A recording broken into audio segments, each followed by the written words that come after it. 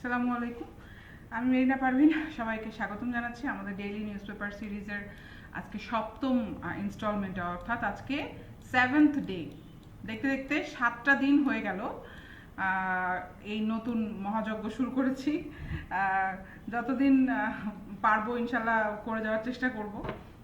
আমার ইচ্ছা আছে এটা রেগুলারই করে যাওয়ার। আস্তে আস্তে সময়টা কমিয়ে আনতে হবে, খুব দ্রুত করতে হবে, এফিশিয়েন্টলি করতে হবে। আপনাদের পার্টিসিপেশনের উপরে ডিপেন্ড করবে, আপনাদের রেসপন্সের উপর ডিপেন্ড করবে। যত যত শেয়ার করবেন, যত যত ভিউ বাড়বে, যত যত কমেন্ট করবেন, আমার কুইজের অ্যান্সার দিতে হবে। তাহলে আমি মোটিভেটেড থাকবো, তাহলে কন্টিনিউ করব। আপনাদের যদি রেসপন্সটা কম হয় বা আপনাদের যদি খুবই দেখি যে অনীহা, তাহলে কিন্তু এটা অবভিয়াসলি বন্ধ হয়ে যাবে। আমি এত মোটিভেশন হারিয়ে ফেললে করতে পারবো না। যাই হোক, আজকে আমরা 16ই জুনের যে ডেইলি স্টার সেটার অ্যানালাইসিস করব, এবং তার আগে একটা ছোট করে অ্যানাউন্সমেন্ট করে দিই। অনেকেই জানেন না, আমাদের কিন্তু সায়েন্সের একটা কোর্স আমি অনেক আগেই লঞ্চ করেছি। তো সায়েন্সের কোর্সটা সেপারেট করে দেওয়া হয়েছে আমার বাল্ক কোর্সের থেকে।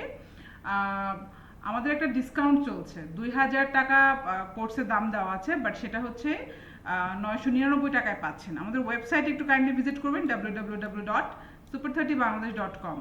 হ্যাঁ, মাত্র 999 টাকায় সায়েন্সের যে বিসিএস রিটেন সিলেবাস, হ্যাঁ, রিটেন সায়েন্সের বাংলাদেশে কোথাও কিন্তু কোর্স নেই। এখানে সিলেবাস ধরে ধরে প্রত্যেকটা টপিকের উপরে লেকচার দেওয়া আছে, অনেক ভিজুয়ালি ভিডিওগুলো করা আছে, এবং কম্পিউটার এবং ইলেকট্রনিক্সেরও সিলেবাসটা আমরা কভার করেছি।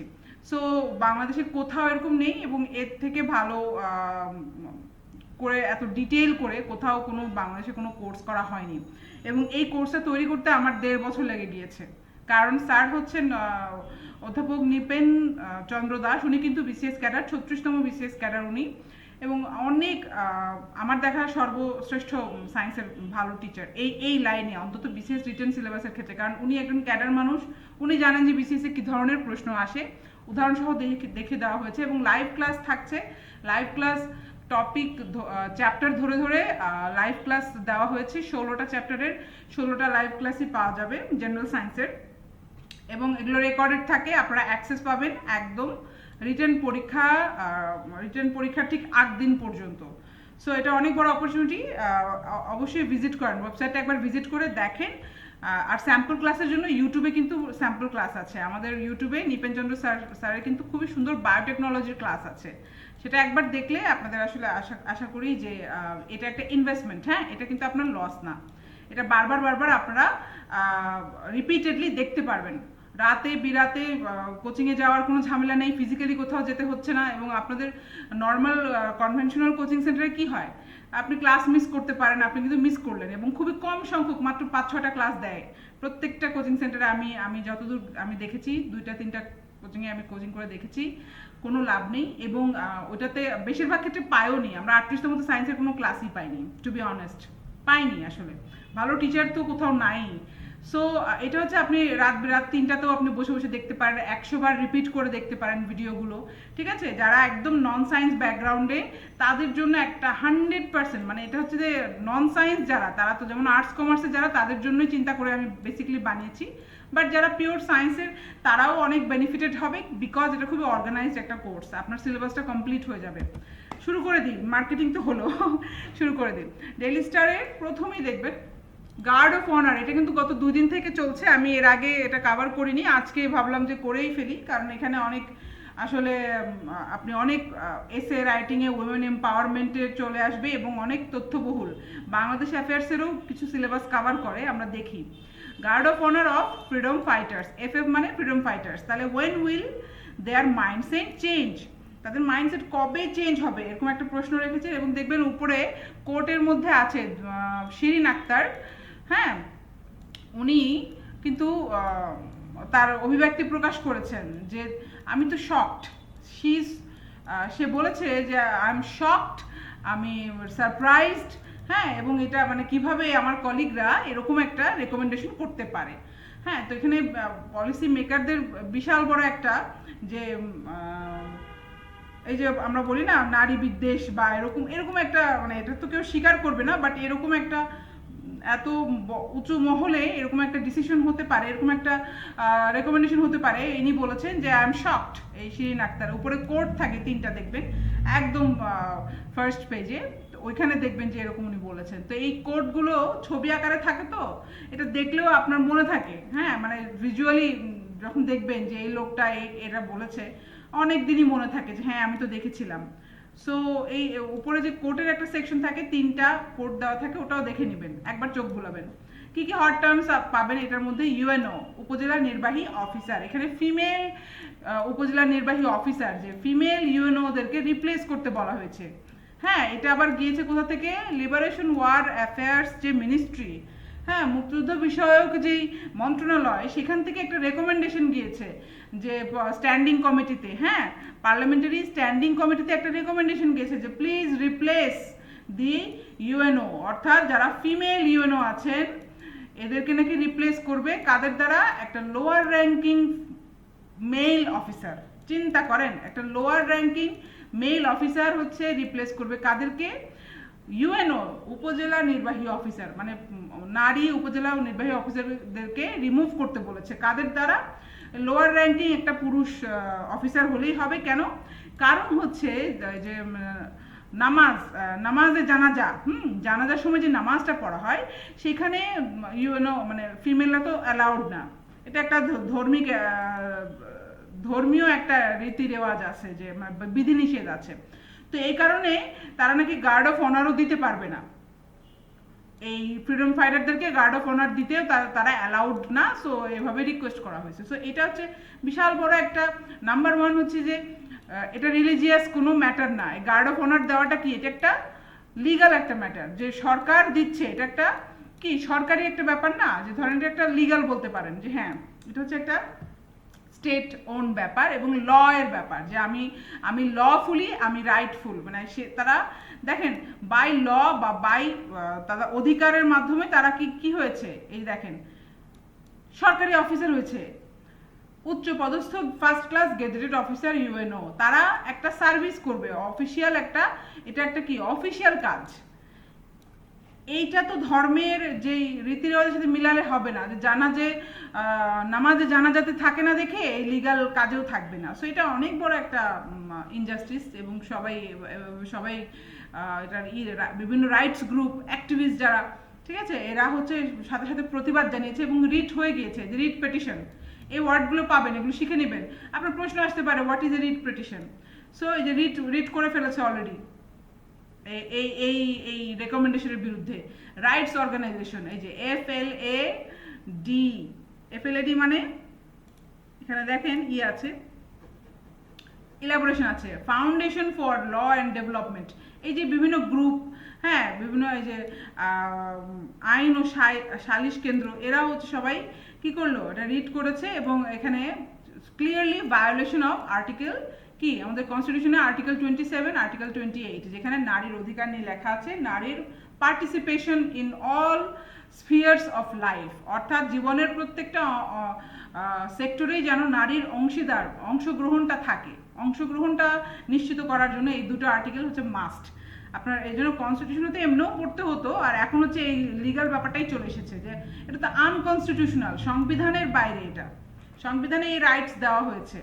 তো এখানে ধর্মের সাথে গুলিয়ে আর কি এটা আমাদেরকে বঞ্চিত করা হচ্ছে। সো এটা অবশ্যই পড়ে নেবেন। এটা হচ্ছে আপনার উইমেন এম্পাওয়ারমেন্ট রিলেটেড যে কোনো কিছুতে কাজে লাগবে, বাংলাদেশ অ্যাফেয়ার্সে কাজে লাগবে, এসে রাইটিংয়ে কাজে লাগবে, হ্যাঁ যে কোনো আপনার পলিসি মেকিংয়ের যে কোনো কোয়েশ্চেনে আপনার কাজে লাগবে।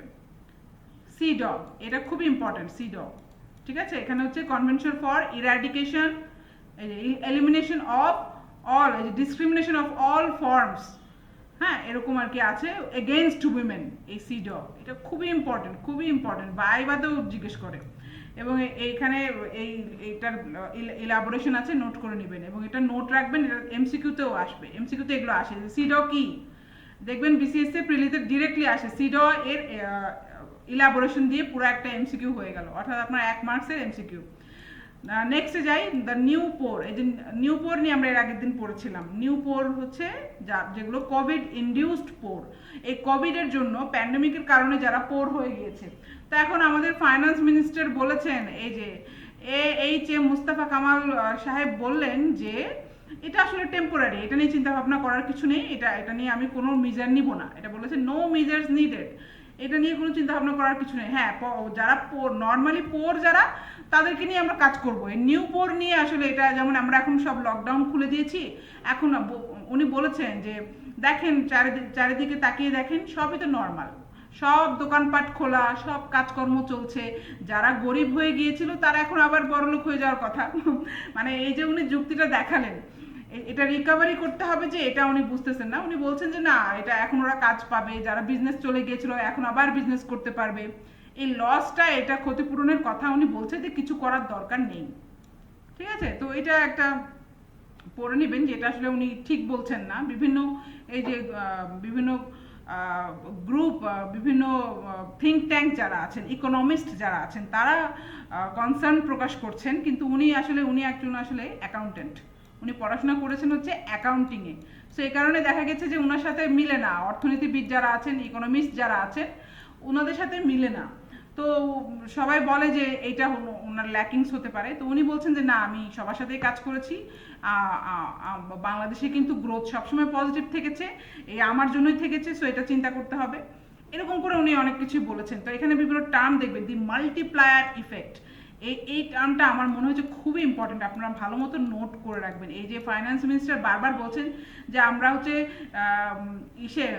সোশ্যাল সেফটি নেট যে স্কিম আছে, যে এটা হট টার্মসে পাবেন, এগুলো কমিয়ে দিয়েছে। হ্যাঁ, আগের থেকে এখন আরও কমে গেছে, এখন 12% নামিয়ে দিয়েছে। আগে সম্ভবত, আমার নাম্বারগুলো জাম্বলড আপ হয়ে যেতে পারে, বাট আমি শিওর আমি এগুলো দেখেছি, একটু আগেই পড়েছি, বাট এগুলো তো মুখস্থ থাকে না। এখন সম্ভবত 12% নামিয়ে এনেছে, আগে ছিল দেখেন 17.7%, অনেক ছিল, কমিয়ে আনা হয়েছে। এবং বেশিরভাগই দেওয়া হচ্ছে কাদেরকে, গভর্নমেন্ট যারা রিটায়ার্ড গভর্নমেন্ট অফিসিয়াল এবং ফ্রিডম ফাইটার্স, অর্থাৎ মুক্তিযোদ্ধাদেরকে দেওয়া হবে এই যে সোশ্যাল সেফটি নেটের যে টাকাগুলো, অর্থাৎ যে ভাতা বা অ্যালাউন্স, আর বেশিরভাগই গভর্নমেন্ট রিটায়ার্ড গভর্নমেন্ট অফিসারদেরকে দেওয়া হবে। সাধারণ যে যারা দরিদ্র, হ্যাঁ, তাদেরকে কিন্তু দেওয়া হচ্ছে না, এবং এটা কমিয়ে আনা হয়েছে, মানে বাজেটে এদের জন্য কোনো কিছু বরাদ্দ রাখা হচ্ছে না। তো এটা উনি বলছেন যে এটা আসলে এই টাকাটা আমি কাজে লাগাবো হচ্ছে বিজনেসে, এবং বিজনেসম্যানদেরকে এই সুবিধাটা দেওয়া হবে, এটাতে হবে মাল্টিপ্লায়ার ইফেক্ট হবে। উনি ওনার মানে যুক্তি দেখাচ্ছেন যে কেন এটা উনি করলেন। এই যে জিডিপি নিয়েও কথা আছে, গ্রস ডোমেস্টিক প্রোডাক্ট, অবশ্যই দেখে নেবেন, খুবই ইম্পর্টেন্ট একটা আর্টিকেল। ঠিক আছে, এবং এখানে টপিক সিরিয়াল কোথায় পড়ছি আমরা, প্রথমটার ক্ষেত্রে পড়বে হচ্ছে টপিক সিরিয়াল 7 এবং 8। এটা হচ্ছে প্রথমটার ক্ষেত্রে, এই যে guard of honour to freedom fighter, 7 এবং 8-এ কি আছে বলেন তো, আমি আর লিখিনি। টপিক 7-এ হচ্ছে ডিরেক্টলি দেওয়া আছে দি কনস্টিটিউশন অফ বাংলাদেশ, হ্যাঁ, আর টপিক 8 হচ্ছে organs of Bangladesh, organs of government, এই দুটোতেই এই যে কনস্টিটিউশনের কথাটা পাবেন। ঠিক আছে, ভেরি ইম্পর্টেন্ট, মিলিয়ে পড়বেন। এবং টপিক সিরিয়াল 4 ইকোনমি, তারপর দেখবেন সোসাইটি, লিটারেচার, জিডিপি, হ্যাঁ, জিডিপি, এনএনপি, এগুলো সব আছে। এটা কোথায়, এই যে নিউ পোর, যে 2 নম্বর কলামের জন্য এই টপিক সিরিয়ালটা। আশা করি রিলেট করতে পেরেছেন, কোনটার সাথে কোনটা মিলিয়ে দেখে নেবেন, একদম মিলে যাবে। আচ্ছা, তারপরে দেখি আমরা সরাসরি এখন আমরা ইন্টারন্যাশনাল পেজে চলে যাব।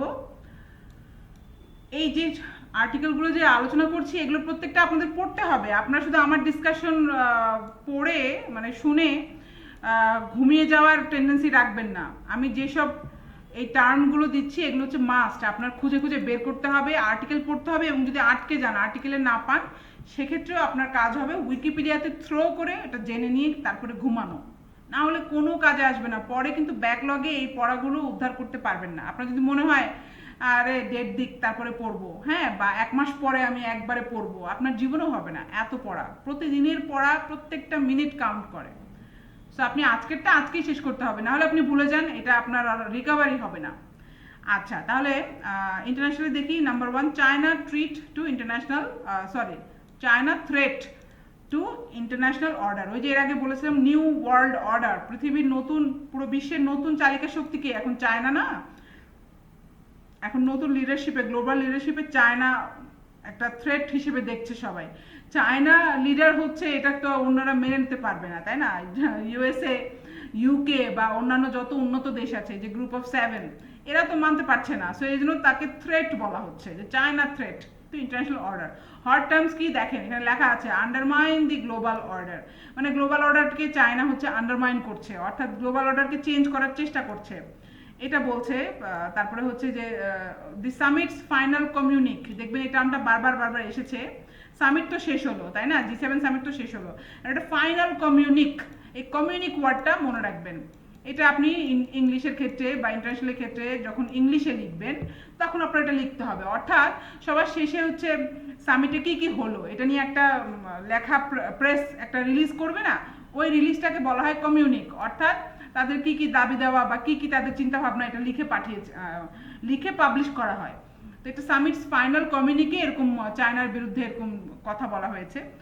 নেটো সেক্রেটারি কথাটা লেখা এখানে পাবেন, টার্ম পাবেন যে ইয়েন্স স্টোলটেনবার্গ, হ্যাঁ এটা অনেক আগে থেকে নিয়ে আছেন, সো এটা ভুলবেন না, এটা খুবই মনে রাখার মতোই, কারণ বারবার চেঞ্জ হয় না, এই লোকটা অনেক আগে থেকেই আছেন, আমরা যখন প্রিপারেশন নিয়েছি তারও আগে থেকে ছিলেন ইয়েন্স স্টোলটেনবার্গ।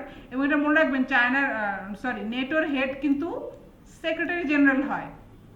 আর আপনাদের জন্য আজকে কুইজ হচ্ছে দ্য বাল্টিক্স যখন বলা হবে বুঝাতে হবে বাল্টিক কান্ট্রি, অর্থাৎ বাংলাতে যদি হয় তাহলে বাল্টিক দেশ, তাহলে ইংলিশে কি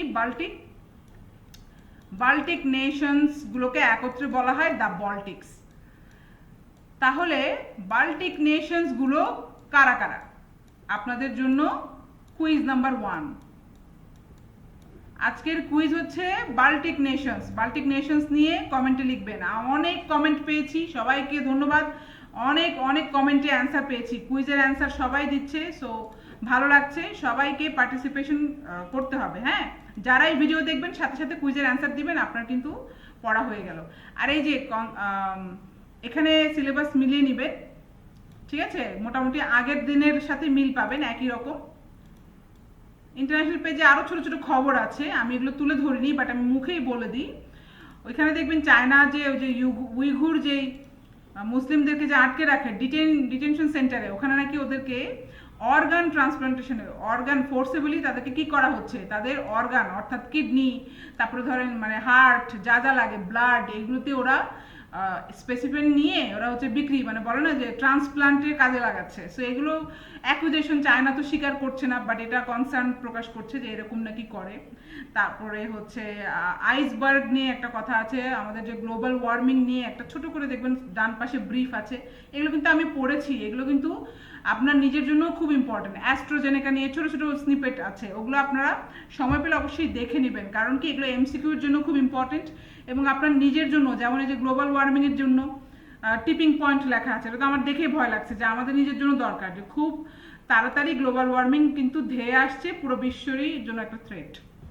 সো এই ইন্টারন্যাশনাল পেজটা সবসময় মনে রাখবেন ইম্পর্টেন্ট, সবগুলোই একটু দেখে নেবেন, বাট এইটা যদি সময় না পান এটা খুব ভালোভাবে পড়বেন, নোট করবেন, এবং এই যে এর আগের মতোই একই পড়ে যাবে, একই সিলেবাস, অ্যাক্টরস, বিশ্বের বড় বড় দেশ, পাওয়ার অ্যান্ড সিকিউরিটি, যে ব্যালেন্স অফ পাওয়ার, একই দিন কিন্তু বলতেছি, একই আলোচনা, গত 3 দিন থেকে একই আলোচনা হচ্ছে, এই সিলেবাসের প্রত্যেকটা টপিক আপনাদের মুখস্থ হয়ে যাওয়ার কথা। এই যে ফরেন রিলেশনস অফ মেজর পাওয়ার, এটা একটু বলি। এখানে দেখবেন জার্মানি, অ্যাঙ্গেলা মার্কেল কিন্তু চাচ্ছে না যে চায়নাকে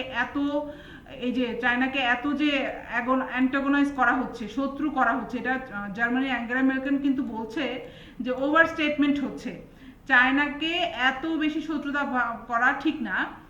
কারণ কি, জার্মানির সাথে চায়নার কিন্তু অনেক মানে এক্সপোর্টসের মানে অনেক বড় বিজনেসের একটা আছে, ট্রেড একটা রিলেশনশিপ আছে। সো জার্মানি এতটা এগেনস্টে না, আমি এর আগেও বলেছিলাম, যদি ইউএসএ বলা হয় ইউএসএ চায়নার রিলেশনশিপ কেমন, অনেক টেনশন আপনি লিখবেন। আর যদি বলা হয় যে ফরেন রিলেশনস অফ মেজর পাওয়ার, যদি বলা হয় what is the relationship between Germany and China, তখন কিন্তু আপনার বলতে হবে যে না, এতটাও খারাপ না। হ্যাঁ, চায়নার সাথে জার্মানির অনেক এক্সপোর্টস রিলেটেড অনেক বড় একটা ট্রেড সম্পর্ক আছে, ট্রেড রিলেশনশিপ। আবার জার্মানি বলছে রাশিয়ার সাথেও এত খারাপ না, কারণ রাশিয়াও এতটা খারাপ না, রাশিয়া কিন্তু এরকম কোঅপারেট করে, সাইবার অ্যাটাক নিয়ে যে রাশিয়ার এগেনস্টে বলা হয়েছে, মানে মোট কথা জার্মানির অ্যাঙ্গেলা মার্কেল কিন্তু রাশিয়ারও সাপোর্টে বলেছে যে এতটা অ্যান্টাগোনাইজ করা ঠিক না, কারণ এখানে জার্মানি কিন্তু রাশিয়ার উপরে হেভিলি ডিপেন্ডেন্ট। কিসের জন্য বলেন তো? এনার্জি, হ্যাঁ, বিভিন্ন এনার্জি পাওয়ারের জন্য, অয়েল বলেন বা গ্যাস বলেন, হ্যাঁ, সাস্টেনেবল এনার্জির উপরে নির্ভরশীল হচ্ছে জার্মানি, চায়নার, রাশিয়ার উপরে। সো আপনাকে যদি জিজ্ঞেস করা হয় মেজর রিলেশনশিপ জার্মানি আর রাশিয়া, এদের রিলেশনশিপ কেমন, আপনি সে একইভাবে বলবেন যে এদের রিলেশনশিপ, হ্যাঁ, ট্রেড রিলেশনশিপ আছে, মোটামুটি ভালো, কোঅপারেটিভ রিলেশনশিপ, অত খারাপও না। আচ্ছা, তাহলে আমরা মুভ অন করি, এডিটোরিয়াল পেজে চলে যান। Why can't women pay respect to freedom fighters, দেখবেন এটাকে বলা হয় সাব আর্টিকেল। হ্যাঁ, বাম পাশে ছোট করে এরকম করে সাব আর্টিকেল থাকে দুটো সবসময়, একদম বাম পাশে দেখবেন। ওইখানে এখানে আবার একটু এক্সপ্লেনেশন দেওয়া আছে, একটু রিয়াকশন দেওয়া আছে, এটা পড়ে নেবেন। কেন, এখানে কিন্তু আরও বিভিন্ন কথা উঠে এসেছে। যেমন দেখেন, রেকমেন্ডেশন টু এক্সক্লুড উইমেন, বলছে যে কেন ফ্রিডম ফাইটারদেরকে আমরা মেয়েরা রেসপেক্ট করতে পারবে না কেন, এভাবে আরও মানে লেখা আছে, পড়ে নেবেন, অবশ্যই পড়ে নেবেন। এখানে বলছে যে recommendation to exclude women UNOs from guard of honour is against the constitution and spirit of liberation. বলছে এক তো এটা সংবিধানের বিরুদ্ধে এবং এটা মুক্তিযুদ্ধের চেতনা, স্পিরিট অফ লিবারেশনের একদম সরাসরি এগেনস্টে। কারণ এখানে বলেছে যে কয়দিন পরে বলা হবে যে যে ওয়ার হিরোজ আছে, যে বীরাঙ্গনা আছে, তাদেরকেও আপনারা কি করবেন, আপনারা গার্ড অফ অনার দিতে চাইবেন না, কারণ সে তো মহিলা। সো এই জন্য অবশ্যই পড়ে নেবেন যে জাতীয় সংসদ ভবন নিয়ে লেখা আছে। তাহলে এই টার্মটা পেলেন, জাতীয় সংসদ ভবন আসলে কাজটা কি, একটা টিকা লেখার মতো পড়ে নেবেন, জাতীয় সংসদ ভবনের কাজটা কি। হ্যাঁ, এটা কনস্টিটিউশনের কোন পার্টে পড়বে, এক্সিকিউটিভ, লেজিসলেচার নাকি জুডিশিয়ারি। আপনাদের জন্য কুইজ নাম্বার 2। কুইজ নাম্বার 2 হচ্ছে জাতীয় সংসদ ভবন অর্গানস অফ দি গভর্নমেন্টের কোন সেকশনে পড়বে। জাতীয় সংসদ ভবন অর্গানস অফ দি গভর্নমেন্টের 3টা সেকশন আছে, কোন সেকশনের মধ্যে পড়বে জাতীয় সংসদ ভবন। কুইজে এটা হচ্ছে 2 নম্বর কুইজ, ঠিক আছে, অ্যান্সার দিবেন। আইন ও সালিশ কেন্দ্র পাবেন আর্টিকেল 19, এই যে 19-এর 3, এর আগে 27-28 আমরা পড়েছিলাম, 19-এর 3-এও হচ্ছে সরাসরি লঙ্ঘন করে। তো অবশ্যই এই আর্টিকেলটা পড়ে কনস্টিটিউশনে একবার এক ঝলক দেখে নেবেন কোন কোন আর্টিকেলগুলো বলা হলো। Project syndicate, the paradoxes of Bangladesh miracle, সুন্দর একটা আর্টিকেল এসেছে, আমি পড়ার সময় আমার খুব ভালো লেগেছে। বাংলাদেশের উন্নতি নিয়ে অনেক কথা লিখেছেন অরবিন্দ সুব্রমণ্যম। উনি কিন্তু ইন্ডিয়ান একজন লেখক। হ্যাঁ, তো অনেক ভালো লিখেছেন বাংলাদেশের উন্নতি সম্পর্কে, অবশ্যই পড়ে নেবেন। এখানে অনেক টার্ম পাবেন এবং বাংলাদেশ কেন এত উন্নতি করলো এত কিছুর পরও, পাকিস্তানের থেকে, ইন্ডিয়া থেকে আগিয়ে যাচ্ছে, পড়বেন। এবং এখানে দেখেন ব্যাস্কেট কেজ অফ মিজারি, আমাদের বাংলাদেশকে আগে কি বলা হতো, যে ঝুড়ি, কিসিঞ্জার বলেছিলেন না যে আবিসমাল ঝুড়ি, মানে অতল, আমার ঠিক মনে নেই। হ্যাঁ, আমার খালি এটুকুই মনে আছে, ঝুড়ি নিয়ে একটা কথা লিখেছিলেন, আমরা দরিদ্র দেশ এই কারণে বলেছিলেন। তো যারা যারা পারেন তারা নিশ্চয়ই বুঝতে পেরেছেন, এই টার্মটা মনে রাখবেন, বাস্কেট কেজ অফ মিজারি। হ্যাঁ, এটা বাংলাদেশকে বলা হতো, আমরা নাকি মিজারির হচ্ছে সবচেয়ে ভালো উদাহরণ ছিলাম। দৈন্য, আইএমএফ, ইন্টারন্যাশনাল মনিটারি ফান্ড, এখানে এই টার্মগুলো পাবেন, পড়ে নেবেন। বাংলাদেশের পার ক্যাপিটা নিয়ে লেখা আছে, তো বাংলাদেশের পার ক্যাপিটা জিডিপি এটা কি, এটা থ্রো করবেন উইকিপিডিয়াতে, দেখবেন পেয়ে যাবেন। এটা নিয়ে পাকিস্তান এবং ইন্ডিয়া থেকে আমরা এগিয়ে আছি। হ্যাঁ, এগুলো নিয়ে কথা আছে। মডার্ন স্টেট কি, এখানে আরেকটা টার্ম পাবেন, মডার্ন স্টেট, এটা কিন্তু সরাসরি সিলেবাসে আছে। মডার্ন স্টেট ইন্টারন্যাশনালে পাবেন, ঠিক আছে, যদিও এখানে বাংলাদেশে লেখা আছে, বাট এটা ইন্টারন্যাশনাল অ্যাফেয়ার্স সরাসরি লিখতে দেখবেন যে টপিক সিরিয়ালে কনসেপচুয়াল ইস্যুজে পাবেন। কনসেপচুয়াল ইস্যুজে আছে what is a modern state, non state actors, এগুলো কনসেপচুয়াল ইস্যুজে একদম সরাসরি আছে। নন স্টেট অ্যাক্টরস কি, ওই ব্র্যাক এনজিও, বিভিন্ন এনজিওকে নন স্টেট অ্যাক্টরস বলা হয়। বড় বড় এনজিও যেগুলো, সেগুলো হচ্ছে non state actors. Monopoly on service provision পাবেন, এখানে গভর্নমেন্ট কেন মনোপলি অফ সার্ভিস প্রভিশন রাখে নাই, এটা একটা আমাদের ইন্টারেস্টিং ফ্যাক্টর। কেন বাংলাদেশ উন্নতি করেছে, গভর্নমেন্ট কিন্তু নিজের পাওয়ারটা ধরে রাখেনি, গভর্নমেন্ট কিন্তু এই যে ব্র্যাককে কিন্তু তুলে দিয়েছে, ব্র্যাককে কিন্তু সাহায্য নিয়েছে, ব্র্যাকের সাহায্যে অনেক কিছু কিন্তু অনেক সার্ভিস প্রোভাইড করে গভর্নমেন্ট। সো এটা একটা অনেক বড় ব্যাপার, কারণ নর্মালি গভর্নমেন্টরা প্রাইভেট সেক্টরে বা এনজিওকে দিতে চায় না। তো এটা একটা পড়ে নেবেন, খুবই ইন্টারেস্টিং, এখানে ইন্টারেস্টিং কিছু কনসেপ্ট তুলে ধরা হয়েছে। এই নন স্টেট অ্যাক্টরস অর্থাৎ ব্র্যাকের কথা বলা হয়েছে। Government would increase taxes to show that it can be as effective as the NGOs. বলছে ভবিষ্যতে গভর্নমেন্ট যদি চায় যে প্রাইভেট সেক্টর, এই যে সার্ভিস প্রভিশনে সে আসবে, তাহলে কিন্তু গভর্নমেন্ট আরও ট্যাক্স বাড়াতে পারে, কারণ তাদের টাকা দরকার। সে এনজিওর মতো এফেক্টিভ হতে হলে, অর্থাৎ ব্র্যাকের মতো সার্ভিস দিতে চাইলে গভর্নমেন্ট কিন্তু তখন ট্যাক্স বাড়িয়ে দিবে, যে তাদের তো টাকা দরকার। সো এরকম কিছু কনসার্নও লেখা আছে, বাট ওভারঅল খুবই ভালো লেখা আছে বাংলাদেশ সম্পর্কে, দেখে নেবেন, ভালো মতো পড়বেন। এইটা আর্টিকেলটা খুব ইম্পর্টেন্ট। এবং টপিক সিরিয়াল যে 7-8 কি কনস্টিটিউশনে পাবেন, 8 হচ্ছে organs of Bangladesh, organs of government, এবং নিচে দেখেন টপিক সিরিয়াল 4। টপিক সিরিয়াল 4 হচ্ছে ইকোনমি, সোসাইটি, লিটারেচার। এখানে সরাসরি ইকোনমি নিয়ে লেখা আছে, সোসাইটি নিয়ে লেখা আছে, বাংলাদেশ অ্যাফেয়ার্স পার্টের সিলেবাসে দেখে নেবেন। এবং আর্টিকেলটা খুব ইম্পর্টেন্ট, এই যে project syndicate, the paradoxes of Bangladesh miracle. আচ্ছা, অপিনিয়ন পেজে চলে আসেন। From vulnerability to resilience to prosperity, এখানে ক্লাইমেট চেঞ্জ, এইটাও খুব ইম্পর্টেন্ট, ভেরি ভেরি ইম্পর্টেন্ট। এটা আরও বেশি, এটা 5 স্টার দিয়ে দিলাম, এটা তার কোনো কথা নাই। ক্লাইমেট চেঞ্জ নিয়ে যা আসবে, বাংলাদেশের টপ নাম্বার 1-এ আছে। দেখেন এই যে বাংলাদেশের চেয়ার, বাংলাদেশের প্রধানমন্ত্রী, আমাদের প্রধানমন্ত্রী মাননীয় শেখ হাসিনা, মাননীয় প্রধানমন্ত্রী শেখ হাসিনা কিন্তু এটার চেয়ারম্যান, মানে এটার চেয়ার বলা হয়, এই যে CVF, ক্লাইমেট ভালনারেবল ফোরাম।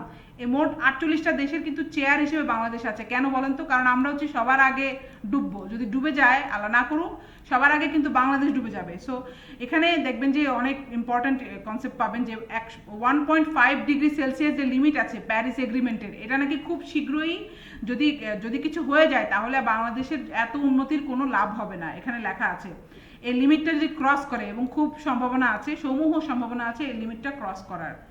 হ্যাঁ, গ্লোবালি যদি তাপমাত্রা 1.5 ডিগ্রি সেলসিয়াসের উপরে বেড়ে যায়, আমাদের এত যে উন্নতি, এত যে আমাদের প্রোডাক্টিভিটি, এগুলো কিন্তু জলে চলে যাবে, এটাই বলছেন উনি, লেখক। এবং এই যে আমাদের নিজস্বভাবে এই 48টা দেশের নিজস্ব একটা স্ট্র্যাটেজি থাকতে হবে, কারণ অন্যান্য দেশ এত হয়তো তৎপর হবে না যতটা না আমাদের হওয়া উচিত, কারণ আমরা হচ্ছে সবার আগে ডুবে যাব। সেই জন্য COP26, COP27-এ হচ্ছে আমাদের প্রধানমন্ত্রী এখানে ভাষণ দিবেন এবং আমাদের প্ল্যানটা উনি পেশ করবেন। এই কথাগুলো লেখা আছে। নতুন একটা টার্ম পাবেন, দেখবেন MCPP, খুবই ইম্পর্টেন্ট। ক্লাইমেট রিলেটেড যখন লেখা আসবে, আপনার এটা লিখে আসতে হবে, এবং MCQ আসতে পারে। মুজিব ক্লাইমেট প্রসপারিটি প্ল্যান, অর্থাৎ আমাদের পার্সোনাল প্ল্যান, এগুলো হচ্ছে আমাদের own climate plan, climate related আমাদের কাজ। হ্যাঁ, এই যে prosperity plan, Mujib climate prosperity plan, the 8th 5-year plan. আমাদের প্রত্যেকবার আমরা জানি পঞ্চবার্ষিকীয় যেই প্ল্যানটা নেওয়া হয়, এরপরে কত হবে, কততম? 8ম হবে, 7ম কিন্তু চলে গিয়েছে। তাহলে কি, দি পার্সপেক্টিভ প্ল্যান টু 2041, অর্থাৎ 41-এর একটা আছে, আমাদের প্ল্যান আছে। ডেল্টা প্ল্যান আমরা জানি, 2100 ডেল্টা প্ল্যান আমাদের। এটা কার সাহায্য নিয়ে? এটা হচ্ছে নেদারল্যান্ডসের সাহায্য নিয়ে। আর global funds available for green investment, এটা এই ব্যাপারেও লেখা আছে। গ্রিন ইনভেস্টমেন্ট পাবো আমরা ট্রিলিয়নস অফ ডলার, কারণ আমরা হচ্ছে সবার নাম্বার 1-এ আছি, সবচেয়ে মোস্ট ভালনারেবল কান্ট্রি। হ্যাঁ, এই ভালনারেবল গ্রুপ একটা আছে, যে দেখেন ক্লাইমেট ভালনারেবল ফোরাম, CVF, খুব ইম্পর্টেন্ট। এই টার্মগুলো মনে রাখবেন, এগুলো MCQ-তে সরাসরি চলে আসে, যে কোনো ব্যাংকের পরীক্ষায় কমন পাবেন, এবং BCS-এ ওটা আসবে। BCS-এ বেশি সম্ভাবনা রিটেনে, রাইটিংয়ের ক্ষেত্রে বেশি ইম্পর্টেন্ট। ঠিক আছে, MCQ-তে এত ডিরেক্টলি এরকম ছোটো ছোটো কোয়েশ্চেন আসে না, আপনারা এগুলো ব্যাংকের জন্য সরাসরি MCQ-তে পাবেন। আচ্ছা, তাহলে কোন টপিক সিরিয়ালে পাবো? টপিক সিরিয়াল দেখেন 5, বাংলাদেশ অ্যাফেয়ার্সের পার্টে চলে যাবেন। টপিক সিরিয়াল 5-এ সরাসরি আছে Bangladesh environment and nature and challenges, prospects with particular emphasis on conservation, preservation এবং sustainability. That's it for today. আমরা লাস্ট পেজে আছি। লাস্ট পেজে এটা প্রতিদিনের আয়োজন, সো এটাও দেখে নেবেন, এটা বলার অপেক্ষা রাখে না। Indian foreign minister meets Nixon, এই রিচার্ড নিক্সনকে হচ্ছে অনুরোধ করা হয় যে এই যে শরণ সিং, ইন্ডিয়ান ফরেন মিনিস্টার তখন কে ছিলেন? সর্দার শরণ সিং। এগুলো আপনি পড়লে আপনার কোনো MCQ আর পড়া লাগবে না। আপনি এখানে কে ছিল, যেমন তখনকার জেনারেল সেক্রেটারি ছিল, UN জেনারেল সেক্রেটারি ছিল ইউ থান্ট। হ্যাঁ, এগুলো কিন্তু আপনি অনেক MCQ হয়ে যায়। শরণ সিং, এগুলো কিন্তু আমাদেরকে MCQ করে পড়ানো হয়েছে, কিন্তু আপনি যদি এরকম আর্টিকেলগুলো পড়েন, আপনি কখনোই আর আলাদা করে পড়া লাগবে না, আপনি এমনিই জানবেন যে তখন তাহলে US প্রেসিডেন্ট কে ছিল? এই যে রিচার্ড নিক্সন।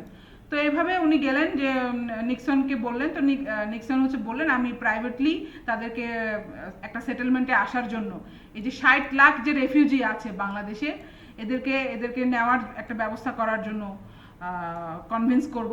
এইভাবে আর কি নিক্সন বলে। $70 মিলিয়ন হচ্ছে ফান্ড দিবে, এরকম বিভিন্ন কথা লেখা আছে। ঠিক আছে, এই কন্টিনিউয়াস এগুলো পড়ে যাবেন, এগুলো বলা লাগে না, একদম মাস্ট। এই আর্টিকেলগুলো কখনো বাদ দিবেন না। So thank you, that's it for today. কুইজের অ্যান্সার দিবেন। কুইজ আবার রিপিট করছি, দুটো কুইজ দিয়েছি। নাম্বার 1 হচ্ছে বল্টিক্স নেশন, হোয়াট আর দি বল্টিক্স, এটা লিখবেন, কমেন্টে লিখবেন হোয়াট আর দি বল্টিক্স, তাহলে বল্টিক নেশনসের নামগুলো আপনার লিখতে হবে। আর নাম্বার 2 হচ্ছে দিয়েছিলাম নাম্বার 2 হচ্ছে আমরা দিয়েছিলাম, আমার তো মনে পড়ছে না, আমি একটু দ্রুত চলে যাই। হ্যাঁ, নাম্বার 2 হচ্ছে দিয়েছিলাম আমি what is a modern state. What is a modern state, যতদূর মনে পড়ে মডার্ন স্টেট কি, এটা হচ্ছে আপনারা লিখতে হবে কমেন্ট সেকশনে। হ্যাঁ, নাম্বার 1 হচ্ছে বল্টিক্স নেশনসের নাম লিখবেন, এবং আর একটা লিখবেন যে what is a modern state, এটার একটা সংজ্ঞা আপনার লিখতে হবে কমেন্ট সেকশনে। ঠিক আছে, থ্যাংক ইউ। আশা করি সবাই সাথে থাকবেন। আগামীকাল দেখা হবে। ধন্যবাদ। আসসালামু আলাইকুম।